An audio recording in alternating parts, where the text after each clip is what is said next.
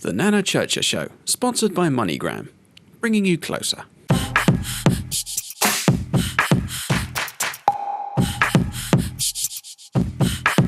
Welcome to the Nana Churcher Show. Today we are excited. You know why? Because we are coming to talk to Nathaniel Morrison, who is the founder and artistic director of West End Gospel Choir. Hello guys, we're the West End Gospel Choir. We just finished rehearsals and we were just singing this song and we thought we'd share it with you, so we hope you enjoy it. It's called As I Went Down by the River to Pray from the movie Brother, Where Art Thou? Okay, ready? 1, 2, 3. As I went down in the river to pray, studying about that good old way, and who shall wear a robe and crown? Good Lord, show me the way. Oh, Father, let's go down, come on down. Oh, Father, let's go down in the river to pray. As I went down in the river to pray, studying about that good old way, and who shall wear a starry crown? Good Lord, show me the way. Oh, Mother, let's go down, come on down. Oh, Mother, let's go down in the river to pray. As I went down in the river to pray, studying about that good old way, and who shall wear a robe and crown? Good Lord, show me the way. Oh, sinner, let's go down, come on down. Oh, sinner, let's go down in the river to pray. Take care. Welcome to the show. Thank you very much. We're here because I heard you sing, and I love the way you guys sing. So before we ask our viewers, before our viewers see how you people perform and all that, I want to get to know you. So who is Nathaniel? He is a very short black guy who loves God, who loves to sing, who loves gospel, and I suppose loves the theatre, which is the reason why I do what I do. From a young age, I've been singing, and every opportunity I get to sing or to encourage or inspire anyone else to sing, I jump at it. That's me. And I heard your friends call you church boy. Why do they call you church boy? Because everything is church for me. It's all about church. I mean, I think I'm probably one of the only guys in theatre. I say that, with some sort of, I don't know. I think I'm one of the only guys in theatre that have set up a choir and have tried to bring church into anything else that I've done recreationally, if that makes sense. What does church mean to you? Church to me doesn't mean the building, it means the heart. It means the heart because I believe that we are the church of God. Wherever we go, whatever denomination we belong to, we carry church with us. When you walk, you can't leave your heart at home, or you can't drop your heart. You carry it with you, and so from your heart comes everything, comes your actions, everything that is expressed, I believe, is from the heart, which I think is one of the reasons why in the Bible God talks about reading the heart, because it's that which expresses what we are about. Our actions are a consequence of what our heart is saying. Yeah. Nathaniel, you're a young man, and I know, as young, when you were growing up, was it your mom that influenced you to go to church, or was it somebody in your family? Well, predominantly my grandmother made sure, my nan made sure that God was at the head of the family. She's a devout, strong, praying grandmother. And so she saw to it that her children went to church and that her grandchildren went to church, or at least were christened. And if she had the opportunity, she would take them to church. So I'm part of that batch, the grandchildren that she took to church. So all your siblings or the families that you grew up with, are they still in church? Or no, I'm the only one left. What happened? At church. Well, I think a lot of the young people my cousins, they I think they might have got a bit tired of church, or they just realised and decided that church wasn't the path that they chose to take as they got older, and so they made the executive decision to leave church and to pursue life outside of church. So when, as a young man growing up, you went to school, college, Yes. you know, was there peer pressure about, Yeah. you know, your faith? Yeah, there was. It was hard for me to remain in church. When the last cousin left church, I say the last cousin because there's about 13 of us at the time. 13? Yeah. Wow. That was at the time. Now Okay. there's twice as many, if not 3 times more than that. Okay. But yeah, when the last of the 13, well, shall I say the 12th cousin left the church and I was there alone, it was difficult for me because obviously I was left with the idea of leaving also, you know, but I decided to stay with God, realizing all the good that he'd done for me. And obviously I'm saved and I'm baptized by God's grace. And I remained. And the peer pressure was there at school, at various institutions that I've attended. The peer pressure has always been there.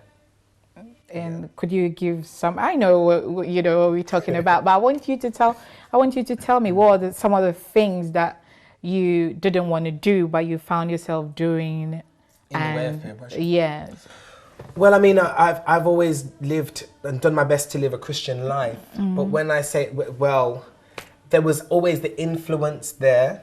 There was, because obviously the people that I'm surrounded by in school, they smoke. Some of them, they take drugs, and, you know, there was always the influence there and the opportunity there, you know, most of which I haven't succumbed to, thank God, by the grace of God, you know, but there's all different kind of temptations that are out there. There's sexual temptations and whatnot. So those things are always kind of pushed in your face when you're out in a secular world. Those are the things that I think as Christians we fight against. Whether you partake or you don't partake, they're the things that are out there to tempt you and to allure you.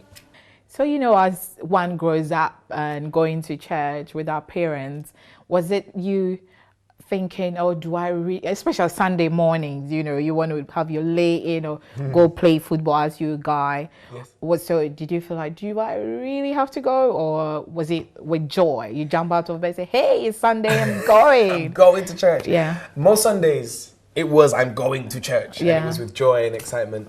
There were a few Sundays where, you know, I didn't really want to go. I think that's quite human and natural. And there were experiences like that I had. Although most times it was going. As I got older, actually, my adolescence, I used to shy away, and we're talking about peer pressure. There were times, especially when I was living up here in London, I just didn't feel to go to church. And I know that was partly the peer pressure and the influence, negative influence on my life at the time, that enabled me to want to stay home. However, I remember one of the days I got up and it was really early in the morning, and I'd go from here to Leytonstone, from say central London to Leytonstone. And I really wrestled with myself about going to church. And last minute, I decided to get up and just go. And I went somewhat apprehensively and reluctantly. And funnily enough, the message that was preached on the day was, when you don't feel like you want to go to church, that's when you should go. And I have to be honest with you, that day brought about a blessing that I would never have imagined. You know, I left there with a song in my heart, with joy in my spirit and my soul, and I left being strengthened and spiritually rejuvenated. So now I use that as a thing. Whenever I feel like I don't want to go to church, that's when I really force myself to go. Because I think that's the day when the blessings of God can and will come down. And that's a test. I think that's a test, you know, that's a challenge of the adversary to stop you from going to receive the good that church would have you to receive, or God would offer you that day. So you start singing at a very young age. Did you start in the church choir? Yeah, that's right. They used to put me on a box because obviously... Oh, because you're tall like yeah, me. because I was only short, even more so then when I was a child. So what they used to do was they used to put me in a box so everyone could see me, and, you know, I'd sing then, and I'd sung from a very young age upwards. I've always sung in church. I still sing in church. You still sing in church. So you went on to pursue theatre and did very well. And you're smiling because I can see you love it from your within. I'm grateful. I'm grateful. I give God thanks. I really do, from my heart, because the industry that I'm in isn't an easy one. It's very competitive, you know, and it's very challenging. So the doors that God has opened for me, that I believe God has opened for me, there are a lot of them, and I'm so grateful. I'm really grateful. You're really grateful. Yeah, So you're using that voice and that artistic gift that you've got, if I'm allowed to say so. And so you featured in so many productions that it's countless, and you decided to form your own music group, or should I say choir, which is the West End Gospel Choir. How did that come about? Well, there was at the time a requirement or a need or a cry, I suppose, amongst a small community of myself and friends that wanted to get together and network, create a community where we were comfortable and where we would sing stuff that we enjoy, but also where we could socialize and be a part of a family that didn't have per se a producer of any type, you know, orchestrating or leading anything. Something that was almost practically led by us. So to begin with, it was like about 7 years ago, there was 12 of us. I texted a few of my friends and said, you know, myself, at the time, there was a lady called Lisa Thorner, who's, you know, she's a fantastic MD and pianist, still performing and singing and teaching now. Myself, her, and there's a few of us that got together and decided to put this choir together and try it. She was the one that told me about this place, St. Saviour's Church in Knightbridge, being an actor's church and some place that could facilitate our idea or our vision. So we got together with those 12 people and 1 or 2 songs, and it has grown ever since. And we are now in our 7th year. So I'm grateful to God for that also. Wow. So when we come back, we're going to be meeting some of the individuals who joined this wonderful choir, West End Gospel Choir, founded, and he is the, Nathaniel is also the lead singer, should I say, or one of them. One of them. And before we go on break as well, tell us which of the productions that you've starred in. Okay, I've been in Dancing in the Streets. Tonight's The Night, Porgy and Bess. Joseph and his mate Technicolor Dreamcoat. I love that one. Yeah, I loved it. That was one of my favorites. Sister Act, which was also awesome. Yes, yeah. And Hairspray just recently. So I've done a lot of fringe shows as well, and I do a lot of pantomime throughout the Christmas period as well each year. Brilliant. So that is wonderful. So stay tuned and we'll be right back.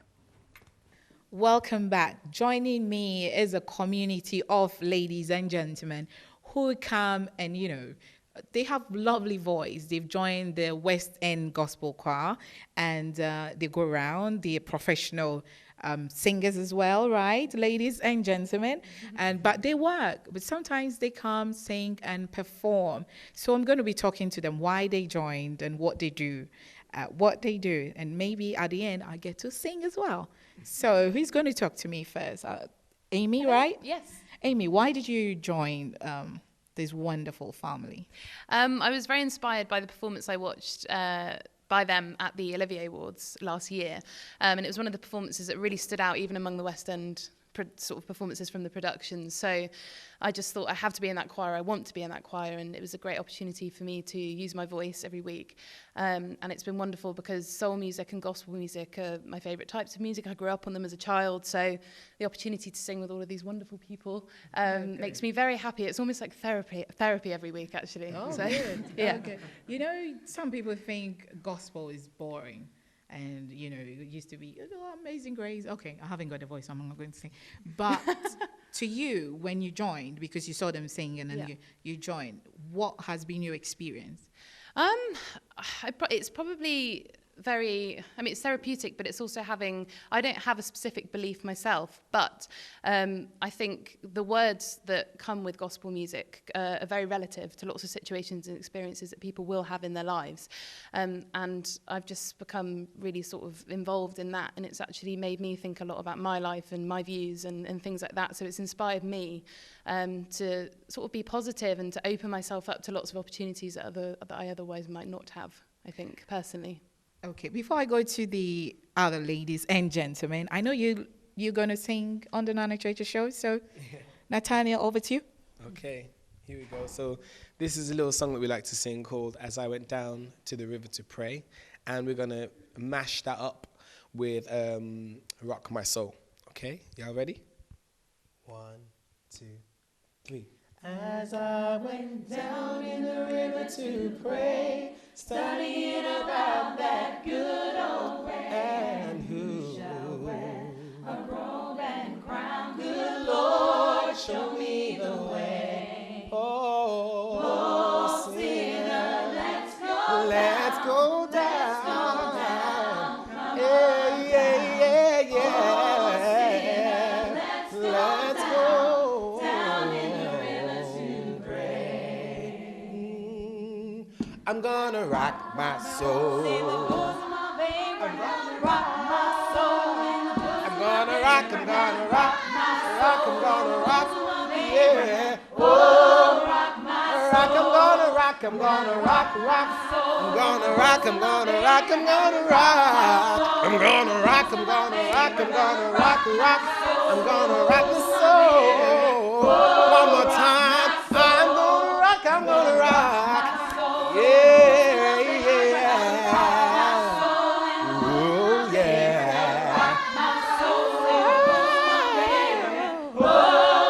One more time. I'm gonna rock, I'm gonna rock. Come on, Nana. I'm gonna rock, I'm gonna rock, I'm gonna rock. I'm gonna rock, I'm gonna rock, I'm gonna rock. Rock, I'm gonna rock. Rock, I'm gonna rock my soul. Wow.